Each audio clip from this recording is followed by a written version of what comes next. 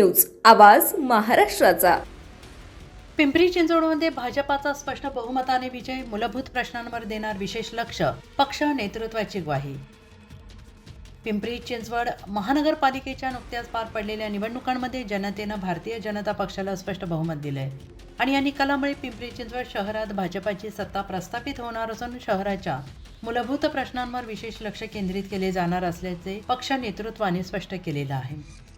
पिंपरी चिंचवड शहरातील दीर्घकालीन पाण्याचा प्रश्न सोडवणे हे भाजपाचे प्रमुख प्राधान्य असणार आहे। टाटा रॅम तसेच भामा आस्केट धरण प्रकल्पातून शहराला पाणी पुरवठा कसा करता येईल यासाठी ठोस आणि व्यवहार्य नियोजनावर भर दिला जाणार असल्याचे भाजपकडून सांगण्यात आलेले आहे।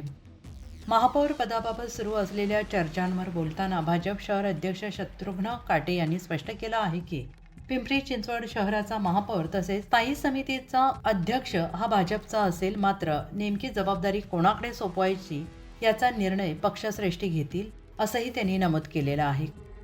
कोणत्याही एका विधानसभा मतदारसंघाचा आग्रह न धरता पक्ष संघटनेच्या निर्णयानुसार नेतृत्व निश्चित केलं जाईल असंही त्यांनी संकेत दिलेले आहेत। दरम्यान भाजपाला शहरात मिळालेल्या या मोठ्या यशाबद्दल आमदार महेश लांडगे, आमदार अमित घोडके आणि शहर अध्यक्ष शत्रुघ्न काटे यांचा शीतल शिंदे यांच्या हस्ते शाल, हार आणि हातात कमळ देऊन सत्कार करण्यात आला। या सत्कार सोहळ्यावेळी भाजप कार्यकर्त्यांमध्ये उत्साहाचे वातावरण पाहायला मिळाले।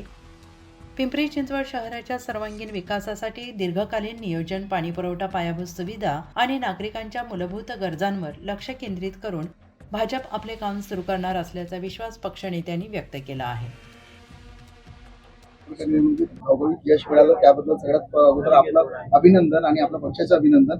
मात्र 100 पार 125 पार हा आकडा का गाठता आणि आपण प्रयत्न आम्ही सगळ्यांनी केला, तरी येथील नागरिकांनी आमच्यावर विश्वास दाखवला म्हणून आम्ही 85 पर्यंत जाऊ पोहोचलो आणि काही ठिकाणी आमचे उमेदवार येत असताना थोडीफार आमच्यामध्ये झालेली आम्ही ती 100 पार साकार करू शकतो। तरी पण एक मॅजिक फिगर जी पाहिजे मोठ्या प्रमाणावर येथील नागरिकांनी, येथील जनतेने या राज्याचे मुख्यमंत्री आदरणीय देवेंद्र फडणवीसवरती विश्वास दाखवला, या राज्याचे प्रदेशाध्यक्ष पवारसाहेबांवरती विश्वास दाखवला आणि ते शहराचे 4 आमदार यांच्या चांगल्या कामावरती विश्वास दाखवल्यामुळे आज आम्ही 85 फिगर पार। एकूणच एवढं चांगलं यश मिळालं, महापौर पदाचा चेहरा कधी कोण असेल, कधीपर्यंत याविषयी म्हणजे जे नगरसेवक आहेत ते शपथ घेणार आहेत आणि कधी सोडत होणार आहे आरक्षणाची, त्याविषयी आणि चेहरा कोण असेल? मला वाटतं उद्या सोमवारी आरक्षणाची सोडत होईल, त्यानंतर ठरेल की महापौराचा चेहरा कोण असेल। शेवटी पक्षश्रेष्ठी याच्यावरती निर्णय घेणार। आपण कुठल्या मतदारसंघामध्ये हा चेहरा मिळू शकतो? महापौर हा पिंपरी शहराचा असेल, त्याचबरोबर स्टँडिंगचा पण प्रश्न असतो, तो पण स्टँडिंग कमिटी चेअरमन हा पिंपरी शहराचा असेल, कुठल्या मतदारसंघाचा। एकूणच जी दिलेली आश्वासनं होती, भाजपने जी आश्वासनं दिली होती विशेष करून शहराला, ती कधीपर्यंत पूर्ण होईल? पाणी कधीपर्यंत 24 तास मिळू शकेल?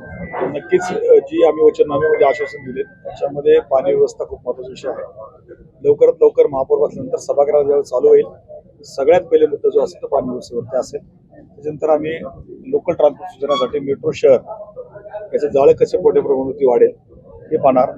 नंतर शिक्षण व्यवस्था, आरोग्य व्यवस्था, सगळ्या व्यवस्था त्याच्यामध्ये बरोबर घेऊन सगळ्या शहराचे मूलभूत विषय आहेत, गरज आहेत सोडवण्यासाठी लवकरात लवकर प्रयत्न करू। पाण्याचा प्रश्न हा खूप लोकांच्या जिव्हाळ्याचा प्रश्न आहे, तो कधीपर्यंत मार्गी म्हणजे तो आश्वासन कधीपर्यंत? नक्कीच याच्यामध्ये तुम्ही पालिकेत 2017ला सुद्धा या महानगरपालिकेमध्ये भारतीय जनता पार्टी सत्ता आल्यानंतर सगळ्यात पहिलं काम कुठलं केलं तर 250 मिली पाणी जो भामा धरण, भामा आस्केट आणि आंध्र ते कोटामधून आम्ही करून घेतलेलं आहे।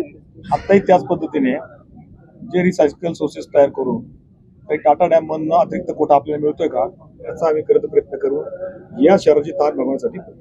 क्रॉस वोटिंगचा काही फटका बसलाय का पार्टीला? कारण की काही पॅनलमध्ये 2 बीजेपी 2 राष्ट्रवादी असे निवडून आले, त्याविषयी काही क्रॉस वोटिंग हा काही ठिकाणी फटका बसला, पण तिथील नागरिकांचा तो विषय असेल त्यामुळे आम्ही त्याच्यामध्ये त्या खरं तर जे क्रॉस वोटिंग झाले ते तिथल्या क्रॉसच्या प्रभावाचा आम्ही कारण होतो। पक्षात बरेच सारे म्हणजे तुम्ही उमेदवारी देताना काही निष्ठावान नाराज झाले होते, स्वीकृत मध्ये त्यांचा काही नावाचा विचार करणार का, याची काही यादी तयार करण्यात आली का आणि त्यांचं पुनर्वसन कशा पद्धतीने? आणखी तर नाहीये कुठे काही केलं आम्ही। सध्या भविष्यात ज्यांनी पार्टीला चांगला सपोर्ट केला, ज्यांनी मोठ्या मनाने उमेदवार निवडण्याचे प्रयत्न केले अशांचाच विचार केला जाईल। तुमच्या पक्षाचे जे माजी महापौर असतील किंवा स्टँडिंग चेअरमॅन असतील यांना देखील मोठा फटका बसलाय का? अजित पवार ज्या पद्धतीने या ठिकाणी येऊन भ्रष्टाचाराचा आरोप करत होते, खरंच भ्रष्टाचार झालाय का? आणि त्यामुळे तुमचे जे पदाधिकारी आहेत ते पडले? असं नाहीये.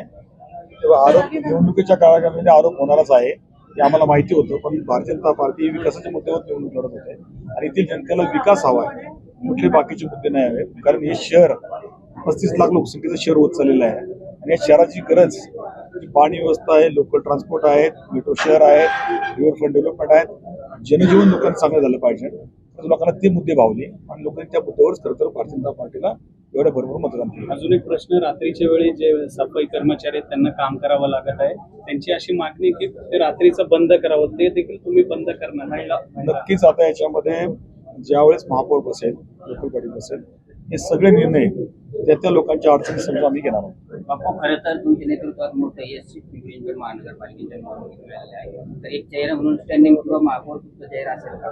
हे भारतीय जनता पार्टी ही आमची वरिष्ठ लेवलला निर्णय होत असतात, त्यामुळे स्थानिक लेवलला हा विषय काही कुठलाच नाही. शेवटी भारतीय जनता पार्टी म्हणून वरिष्ठ लेवलला जे आमचे कोर कमिटी आहे, जो निर्णय दिला तो आम्हाला मान्य असेल. पुणे तसेच पिंपरी चिंचवड आणि महाराष्ट्रातील महत्त्वाच्या आणि ताज्या बातम्या पाहण्यासाठी महाराष्ट्र 18 न्यूज चॅनलला यूट्यूबवर सबस्क्राईब करा आणि बेल आयकॉन प्रेस करा.